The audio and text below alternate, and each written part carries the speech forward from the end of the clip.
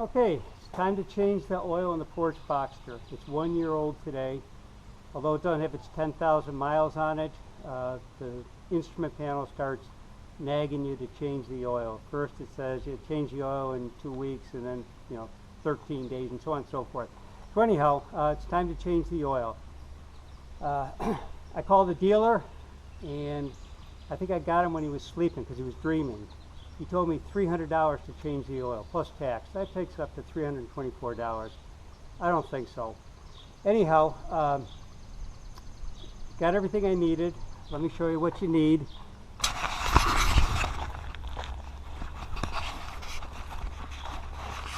I'd start with, you need 2 5-quart containers of Mobil 1 oil. I got this at Walmart online. They delivered it for free, and they also give you nice plastic bags which you're going to use when you put your take your filter off. Next thing, of course, you need some light to work under the car. Next, you'll need a ratchet, an extension. I'm not sure really what size. First time I've changed it, so I have 2 of them. 8mm hex. Get one of those at Home Depot for under $2. You should have a torque wrench. I'm not sure what the consequences are if you don't torque the filter and the oil pan gasket tight enough, but have a torque wrench, so I'm going to use it anyhow. Then you need, of course, a filter. Now, I would say if your car is under warranty, get a genuine Porsche filter. That way there's no problems when if you do have to go for a warranty problem. The other thing you're going to need will be the little rubber O-ring and a new crush washer to put on the drain plug itself. Now, one other thing you're going to need is a 74mm oil wrench. I don't know if this one's going to work. I hope it will. It's a combination 74 and 76. I got it at, I don't know, one of the auto parts stores. They didn't have the actual 74 there. So we'll give that a try. If not, then I may be putting this off for a day till I get another one. The other thing, and this is a quirk with a Porsche, is that you can't reset your oil light. So I bought one of these. I'm going to test this out too, and see if I'm able to change the oil warning message or not. And you're going to need a jack, obviously.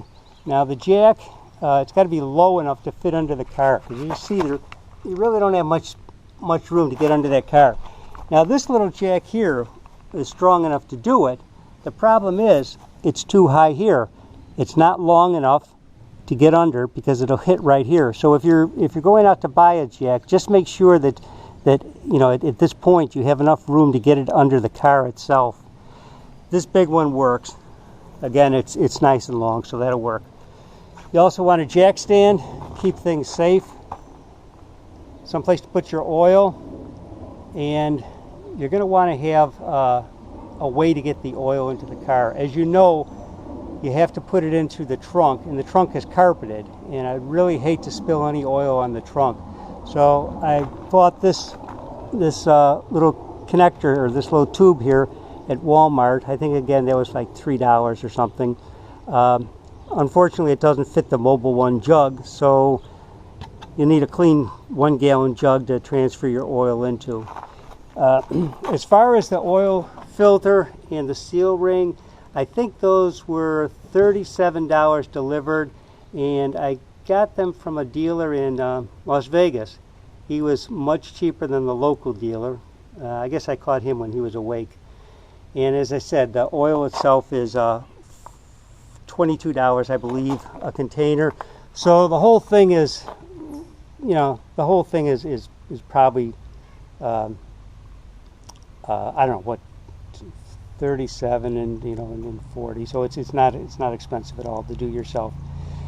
Now you could take it down to one of those oil change places, but the chances of them actually getting the correct filter and the correct oil are probably slim to none. Once your car is out of warranty, you can go to the aftermarket filters, but I certainly wouldn't do it while it's in warranty. So, all right, so let me get this jacked up and see what it's looking like underneath the car. Okay, while the oil is draining, I thought I'd show you this. First of all, this one that I got it, I don't know where it was. It wasn't Pep Boys. It was one of the auto parts stores. Anyhow, it's 74, 76 millimeter. It does not work. The 74 may have worked, however, because of the design, you can't get this on far enough in order for it to turn. All right. So what I ended up using was a 75 millimeter that I had laying around, and that worked perfect. Even though they say it's 74 millimeter, 75 worked perfect.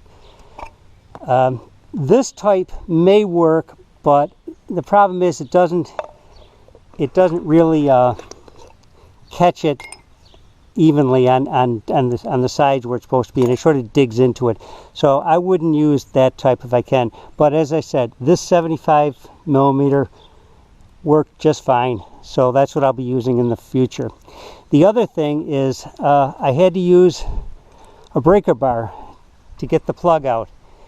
With a small ratchet, you just don't have the room underneath the car.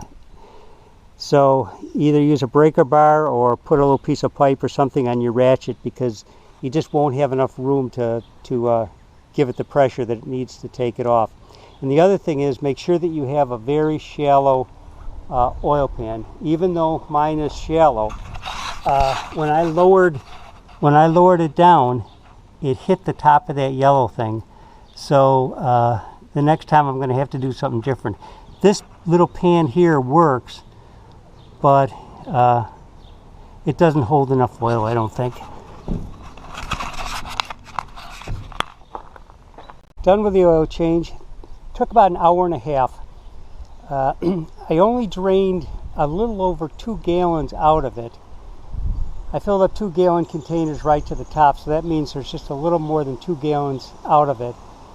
8 quarts. It says it takes 9 quarts, but what I'm guessing is that there's at least a half a gallon still sitting in the engine somewhere, in the gears and things like that. So I filled it back up with 7 quarts of oil. I'm going to drive it for a little, see how it registers on the dash. Right now it's telling me that it can't give me any reading, which makes it difficult to know how much you're putting into it. Anyhow, what I'm showing you here is the Crush Setter 2, which will be used to reset the oil maintenance light, and I'm going to do a separate video on that. I have no idea if this works. I just got it. The software, once you upload it, it only shows a 911. It doesn't show the 981 or anything else. So we're going to see if that works. The other thing is this oil spout idea that I had from to fill the oil with. I guess I was a little too paranoid. Anyhow, this doesn't work. I'm going to take this thing back. The problem is that you can't get any air into the gallon that you hook it up to, and if you can't get any air, then the oil doesn't want to come out of it. So it takes a real long time to try to empty a gallon of oil into it. So what I did is I just, here you can see, I just put this stuff all around it, just in case I did drip it all, which I didn't. And there's plenty of room actually inside of this oil container, or this oil thing right here, to just empty the mobile one into it. So you're okay. You don't need a funnel or anything else, but you know, put something around to protect your carpeting, because you certainly don't want to get anything in there. But anyhow, that's it. I figure I've got 2 more to do, one next year, one the year after, and then I'll just get rid of this one and buy a new model and start all over again. Well, anyhow, hope this helps somebody.